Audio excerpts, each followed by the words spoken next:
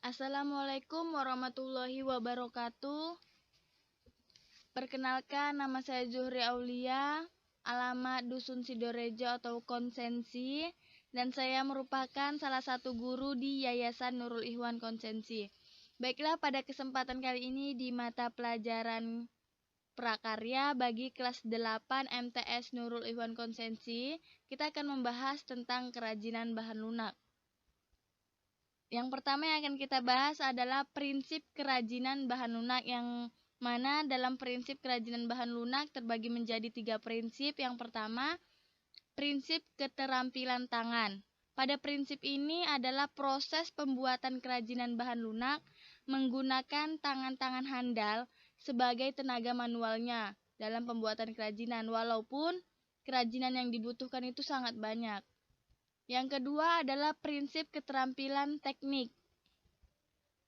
Pada prinsip ini adalah proses pembuatan kerajinan yang dilakukan secara terus-menerus berdasarkan kecakapan teknik. Biasanya kerajinan yang dihasilkan memiliki ciri khas tertentu dan memiliki detail yang baik dan terkesan rumit. Yang ketiga adalah prinsip tradisional, yaitu proses pembuatan menggunakan nilai guna praktis yang bersifat umum, tetapi masih dipengaruhi oleh nilai-nilai tradisional maupun adat istiadat yang ada di sekitarnya. Selanjutnya adalah fungsi produk kerajinan bahan lunak, yang mana terbagi menjadi 2 fungsi, yaitu sebagai benda pakai dan sebagai benda hias. Kita akan bahas satu persatu. Fungsi kerajinan sebagai benda pakai bukan semata-mata hanya untuk hiasan, namun dapat digunakan untuk membantu berbagai pekerjaan manusia. Contohnya di sini ada sendal dari pelepah pisang, dan ada kotak pensil dari kardus, dan selanjutnya ada tas dari limbah plastik. Dan berikutnya yang B adalah sebagai benda hias, yaitu jenis kerajinan murni hanya untuk hiasan. Yang pertama di sini ada bunga dari kulit jagung, dan ada patung dari kertas-kertas bekas, dan selanjutnya ada dari kertas bekas juga yang bisa dirubah menjadi kerajinan di dinding, untuk hiasan di dinding. Yang selanjutnya jenis dan karakteristik kerajinan bahan lunak. Di sini terbagi menjadi 2. Yang pertama bahan lunak alam, yaitu ada tanah liat, kulit, dan getah pohon nyatu.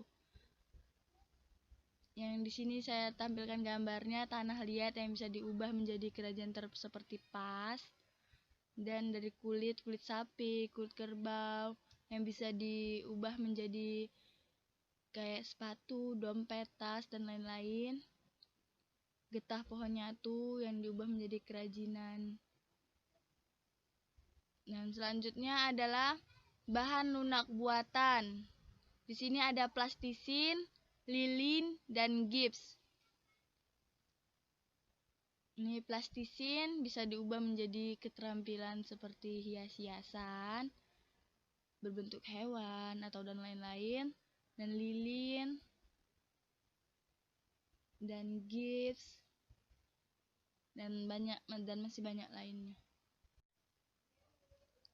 Selanjutnya adalah kemasan produk kerajinan bahan lunak. Yang akan kita bahas adalah tujuan dan manfaat kemasan. Yang pertama adalah kemasan itu memiliki tujuan atau manfaat sebagai pelindung produk dalam perjalanan dari produsen ke konsumen. Dan kemasan juga sebagai pengenal atau faktor pendukung program pemasaran dan produk-produk yang dikemasan agar menjadi lebih bersih, menarik, dan tahan terhadap kerusakan. Dan dengan kemasan juga produk menjadi pembeda dengan produk lainnya dan menambah nilai guna suatu produk. Dalam kemasan ada jenis-jenis bahan yang digunakan seperti bisa menggunakan kertas, kayu, plastik, dan lain sebagainya. Baiklah, sampai di sini saja materi kita pada kesempatan kali ini. Mohon maaf apabila ada kesalahan kata. Sampai jumpa di pertemuan selanjutnya, dan saya sudahi. Wassalamualaikum warahmatullahi wabarakatuh.